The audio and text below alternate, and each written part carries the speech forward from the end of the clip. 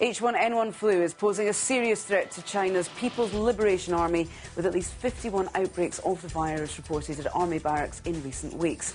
Zhang Yinling, the head of the health section of the Army's General Logistics Department, said that some of the outbreaks involved several hundred soldiers at a time. He added that preventing the spread of the virus was proving difficult as the number of cases was on the rise. The PLA held a meeting on flu prevention and control in Beijing this week, where it warned that the virus had become a serious threat to the army. An army newspaper, the People's Liberation Army Daily, reported that some soldiers were critically ill and others were in a serious condition. It did not say how many of such cases had been reported. The PLA is the world's largest standing army with 2.3 million personnel. And in related news, a 60-year-old man has become the first recorded H1N1 death in Shanghai. Doctors at the Shanghai Health Bureau say the man died of complications related to the H1N1 flu. As of yesterday, Shanghai reported a total of 2,123 H1N1 flu cases, including 35 serious cases and 1 death. 3 children remain in critical condition. Doctors call the death a sporadic case and say they have seen no signs of a worsening outbreak in the city. Dr. Lu Hongzhou, a member of Shanghai's H1N1 flu expert panel, says the city should brace itself for the next peak, expected to start in mid-February and last until March.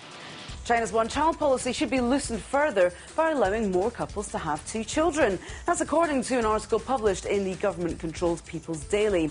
Tian Xueyuan, head of the China Population Association, said a married couple that included at least one child partner should be allowed to have 2 children. He called for the change to be implemented immediately in rural areas and applied to urban families by 2011. Tian argued that this would relieve many one-child families of the burden of caring for the elderly. Calls for relaxation of the policy have been growing. In April, researchers called for the expansion of the 2-child policy and warned China faces a major ageing problem. Cai Feng, director of the Institute of Population and Labour Economics, has said the one-child policy is not suitable in the long term and has warned that under current conditions, China's population will get old before it gets rich.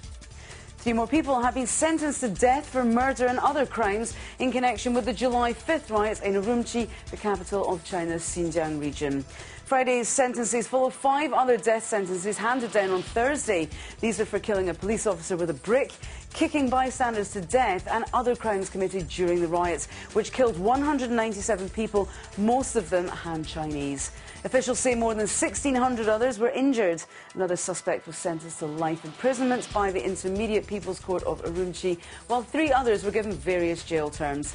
Last month, 9 rioters were executed for their part in the riots, China's worst violence in decades. Now, in business news, General Motors has set up a $100 million joint venture in Hong Kong, along with China's Shanghai Automotive Industry Corp, to focus on the Asian markets. As part of the new deal, the new venture will bring under its umbrella all the Indian operations of GM.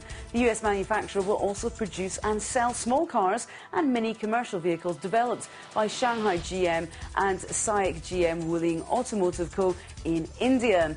Analysts said the corporation in overseas markets would help SAIC in its goals of being amongst the top 5 global auto brands, as well as supporting GM by strengthening its presence in emerging markets. The 2 companies currently operate 8 joint ventures in China.